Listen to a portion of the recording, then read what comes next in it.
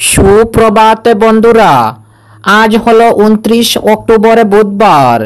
আজকের সকালের বরাক উপত্যকার শ্রীভূমি, করিমগঞ্জ, শিলচর, হাইলাকান্দি সহ আসামের বিশেষ বিশেষ খবরগুলি হলো: অসমে কেন এসআইআর হবে না? ভোট চুরির খেলার বিরুদ্ধে সরব ইন্ডিয়ার শরিক দলগুলি। বিস্তারিত থাকবে প্রতিবেদনে।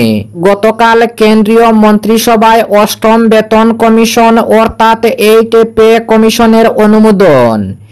অসমের মুখ্যমন্ত্রী হিমন্ত বিশ্ব শর্মার কড়া বার্তা: আসাম নামের অপব্যবহার বন্ধ করতে হবে। 30 লক্ষ মহিলাকে লক্ষপতিতে পরিণত করতে অসমের রাজ্য সরকারের পদক্ষেপ গ্রহণ, ঘোষণা মুখ্যমন্ত্রী হিমন্ত বিশ্ব শর্মার। জুবিন গর্গের মৃত্যু মামলায় অভিযুক্ত শামকানু মহন্ত ও সিদ্ধার্থ শর্মা সহ 7 জনকে আবার আরও 14 দিনের বিচার বিভাগের হেফাজতে প্রেরণ। শিলচর কাছাড় জেলায় আরও এক ভুয়ো নকল চিকিৎসক গ্রেফতার। এসআইআরে যাদের বাবা মা পরিজনের নাম 2002 ভোটার তালিকায় নেই, নিজেদের নামও নেই, তারা কি করবেন? এসআইআরের নিয়ম কি বলেছে তাদেরকে? তাহলে বিস্তারিত খবরে যাওয়ার আগে অবশ্যই ভিডিওটিতে একটি লাইক দিয়ে চ্যানেলটি সাবস্ক্রাইব করে পাশের বেল আইকনটি বাজিয়ে রাখবেন এবং ফেসবুক পেজে দেখে থাকলে পেজটি ফলো করে ভিডিওটি শেয়ার করবেন যাতে সঠিক খবরগুলি সবার কাছে পৌঁছাতে পারি। এবার শুনুন আজকের খবরের বিস্তারিত। প্রথম খবর: অসমে কেন এসআইআর হবে না?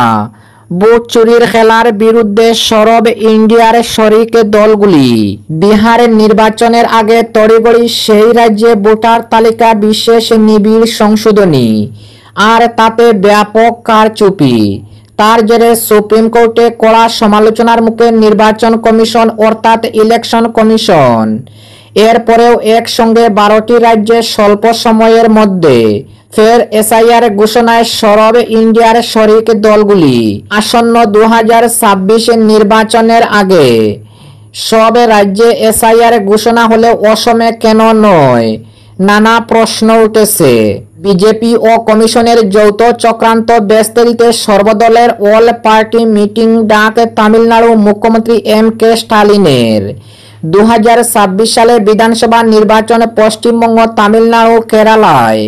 তার আগে মাত্র 1 মাসের মধ্যে ইউনিমারেশনের কাজ করবে নির্বাচন কমিশন। মাত্র 3 মাসের মধ্যে প্রকাশিত হবে সম্পূর্ণ ভোটার তালিকা। মুখ্য নির্বাচন কমিশনার জ্ঞানেশ কুমারের এই ঘোষণার পরে সরব ইন্ডিয়া জোটের শরিক দলগুলি স্বল্প সময়ে এসআইআর আদতে বিজেপি ও কমিশনের। ভোট চুরির খেলা দাবি তামিলনাড়ু মুখ্যমন্ত্রী এম.কে. স্টালিনের। ফের একবার সুপ্রিম কোর্টের নির্দেশকে কার্যত বুড়ো আঙ্গুল দেখিয়ে ভোটার তালিকায় নাম তুলতে সরাসরিভাবে আধার কার্ডকে নাগরিকত্বের দলিলের তালিকা থেকে বাদ রেখেছে নির্বাচন কমিশন। তার পিছনে সাফাইও দিয়েছেন জ্ঞানেশ কুমার। সোমবার কমিশনের সাংবাদিক বৈঠকের পর তা নিয়ে প্রশ্ন তুলেছেন সমাজকর্মী যোগেন্দ্র যাদব। তার প্রশ্ন, এসআইআর এর ক্ষেত্রে আধার কার্ডকে নাগরিকত্বের দলিল হিসাবে গ্রাহ্য না করা হলে বাকি যে প্রমাণগুলো চাওয়া হয়েছে সেগুলো কিভাবে নাগরিকত্বের প্রমাণপত্র হবে? বিরোধীদের পক্ষ থেকে প্রশ্ন তোলা হয়েছে। এসআইআর এর সময় নিয়েও তামিলনাড়ু মুখ্যমন্ত্রী স্ট্যালিনের প্রশ্ন। আগামী সপ্তাহ থেকে তামিলনাড়ুতে শুরু হচ্ছে এসআইআর, অথচ নভেম্বর ডিসেম্বর মাস থেকে এই রাজ্যে প্রবল বর্ষার মাস। সেই সময়ের মধ্যে এত দ্রুত এবং অস্বচ্ছ পদ্ধতিতে এসআইআর প্রক্রিয়া চালানোর উদ্দেশ্য হলো বিজেপির ভোট চুরি। এর বিরুদ্ধে রুখে দাঁড়াতে বিরোধী দলগুলিকে 2 নভেম্বর বৈঠকের আহ্বান জানান তিনি।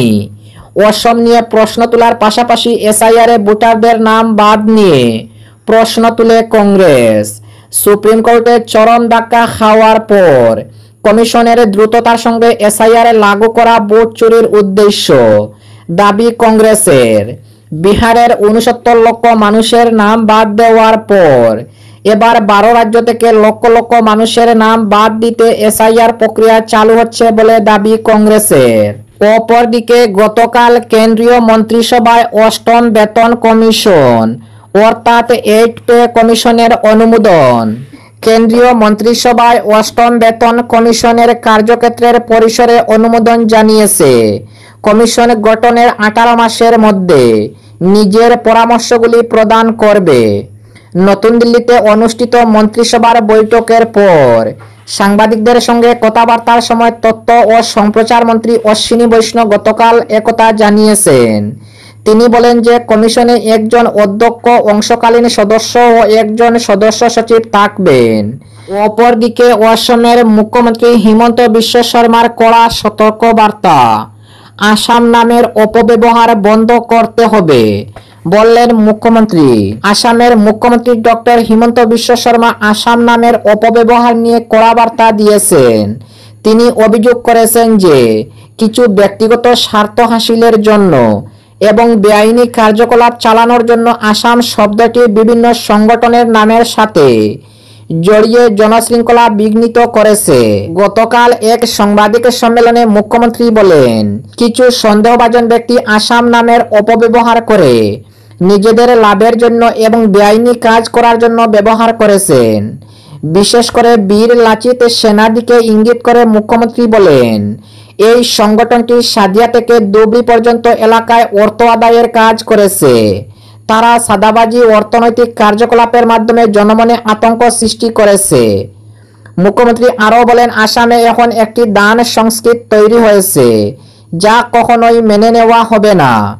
সরকারের পক্ষ থেকে পরিষ্কার বার্তা রয়েছে, জনশৃঙ্খলা ভগ্ন ও রাজ্যের ভাবমূর্তি ক্ষুণ্ণ করার কোনো প্রচেষ্টা সহ্য করা হবে না। তিনি আরও জানান যে আইন শৃঙ্খলা বাহিনীকে নির্দেশ দেওয়া হয়েছে, যারা সামাজিক সংগঠনের নামে অর্থ সংগ্রহ বা হুমকি দিচ্ছে তাদের বিরুদ্ধে কঠোর ব্যবস্থা নেওয়া হবে।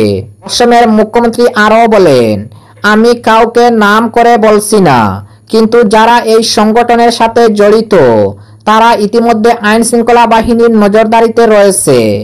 তিনি বলেন, আমরা আসামের শান্তি শৃঙ্খলা এবং জবাবদিহিতা রক্ষা করতে প্রতিজ্ঞাবদ্ধ।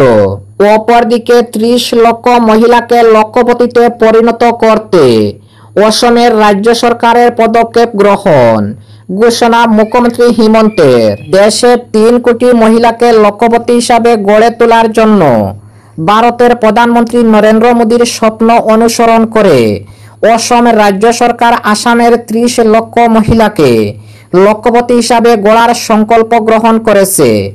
মুখ্যমন্ত্রী ডক্টর হিমন্ত বিশ্ব শর্মা গতকাল মহিলা উদ্যমিতা অভিযানের অধীনে কলিয়াবর বিধানসভা কেন্দ্রের 32,482 জন হিতাধিকারীর মধ্যে আর্থিক সহায়তার চেক বিতরণ করেন এবং ভাষণ প্রসঙ্গে মুখ্যমন্ত্রী একথা বলেন, আসামের মহিলা সমাজের শক্তির ভান্ডার, তাদের এগিয়ে যাবার জন্য পরিবার, সমাজ ও সরকারের সমর্থনের প্রয়োজন বলে উল্লেখ করেন মুখ্যমন্ত্রী।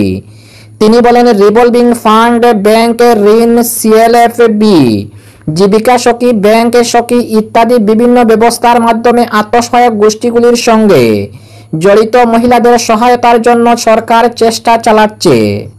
আত্মসহায়ক গোষ্ঠীর মহিলারা বিগত 12-13 বছরে ব্যাংক থেকে প্রায় 12,000 কোটি টাকা ঋণ নিয়েছেন এবং এই ঋণের টাকা তারা নিয়মিতভাবে ফিরিয়ে দিয়েছেন বললেন মুখ্যমন্ত্রী হিমন্ত বিশ্ব শর্মা।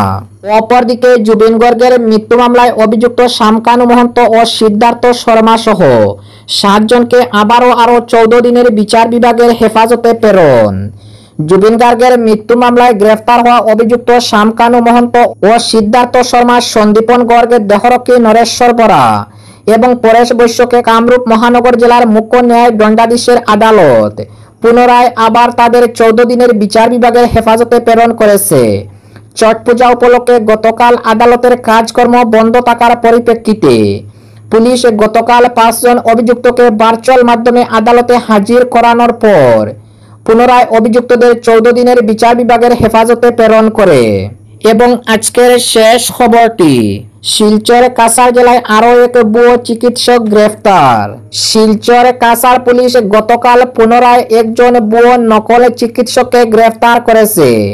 এই নিয়ে শিলচর কাছাড় জেলায় গ্রেফতার হওয়া ভুয়ো চিকিৎসকের সংখ্যা দাঁড়িয়েছে 15। গত কয়েকদিন থেকে পুলিশ জেলায় ভুয়ো চিকিৎসক অর্থাৎ নকল চিকিৎসকের সন্ধানে অভিযান চালিয়ে আসছে। এই অভিযানে পুলিশ গতকাল শিলচরের সুনাই থানার অন্তর্গত নগদি গ্রামের বাসিন্দা রাজুলক লস্করকে গ্রেফতার করেছে। অভিযুক্ত ব্যক্তি নিজেকে চিকিৎসক হিসাবে মিথ্যা পরিচয় দিয়ে ববি হেলথ কেয়ার নামের একটি ক্লিনিক অবৈধভাবে চালিয়ে আসছেন।